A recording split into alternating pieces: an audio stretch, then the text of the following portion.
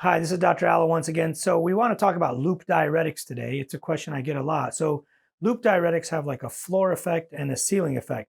The floor effect is basically you want to give them enough dose till they produce urine. So if you give them 10 milligrams and they don't really pee, 20 milligrams they don't really pee, but then when you give them 40, they're like, oh yeah, that dose really worked. I was peeing like crazy. Then that's the dose you want to use. So there's a threshold you got to overcome. That's like the floor effect. You want to get over that dose. Now, if the 40 milligram dose works, if you give them 80 or 120, they're not going to pee that much more. They'll pee a little bit more, but not a lot. So if you want to diurese them more, you keep giving them that 40 milligram dose multiple times a day.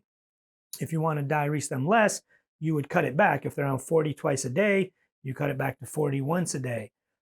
If they're on 40 once a day, you'd have them take it every other day. We have patients that take it just Monday and Thursday. So if they're starting to dry up and their kidneys are getting worse, you can reduce it that way, but don't drop it to like 20 or 10 milligrams because you essentially have taken them off diuretics altogether. So we definitely don't want to do that. A lot of times I'll get a patient, they saw someone else or they went to the CHF clinic or whatever it might be. They were on 80 twice a day. They got too dry. They looked at their kidney function and they said, well, cut the evening dose to just 40. So you essentially have taken them off the evening dose altogether. It doesn't really like lower the amount that they pee, but you've taken them off of it altogether. About a month later, they land in the hospital in floored CHF. So just make sure you understand that there's a floor kind of effect or a threshold that you have to surpass in order for it to work.